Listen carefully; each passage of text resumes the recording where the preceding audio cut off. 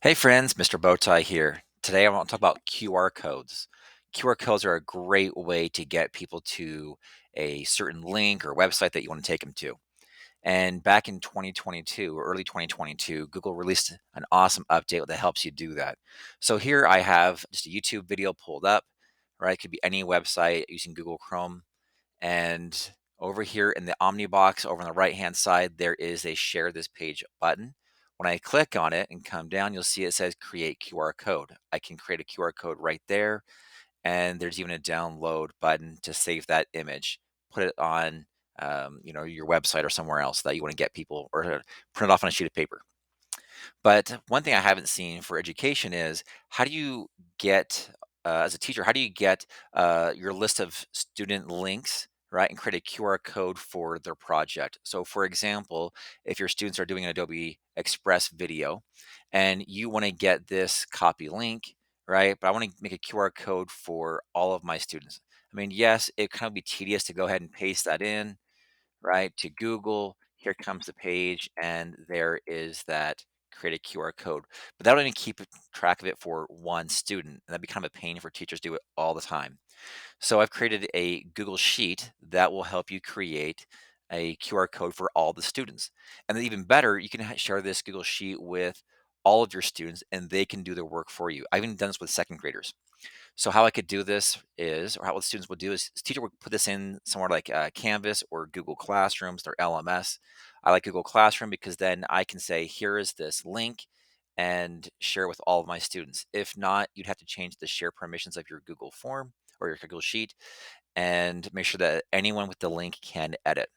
Once that happens, students will come down, they will find their student number and type in their name. So if I was number 7, I could come down to number 7.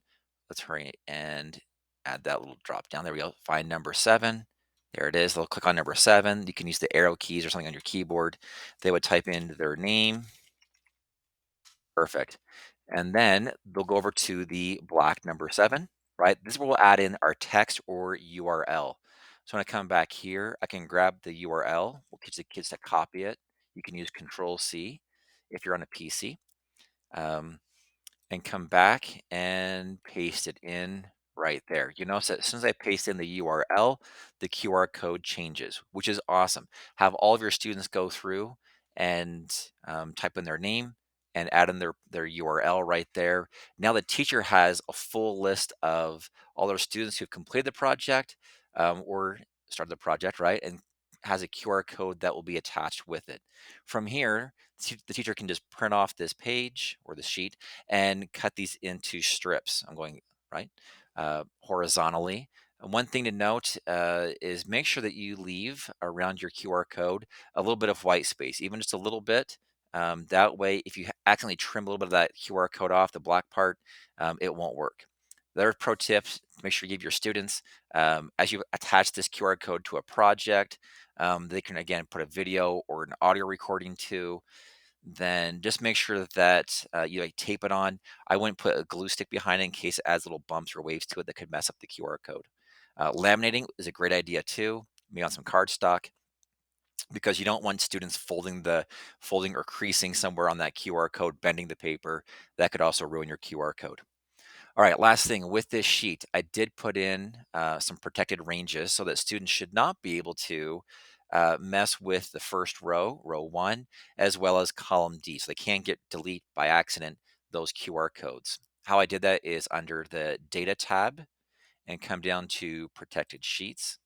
And you'll notice that it says column D is protected and row 1 is protected. If by some chance, though, you add some columns or something's messed up there, you can simply delete these protected ranges by clicking on them. And then there is a little trash can right there. You can get rid of those. On this Google Sheet, you will also notice that there are some other tabs at the bottom, 0 to 104.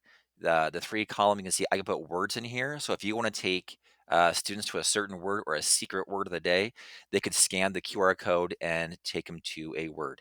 So it's be one word, or it could be like a number or a URL would work just fine in there as well. The bit.ly to get here is bit.ly/template QR code. If you open that link up, let's do it. it will take you to this template with the use template blue button in the top right hand corner. Just click that button and it will add a copy to your Google Drive. Hope that helps. And when you're done, you're done.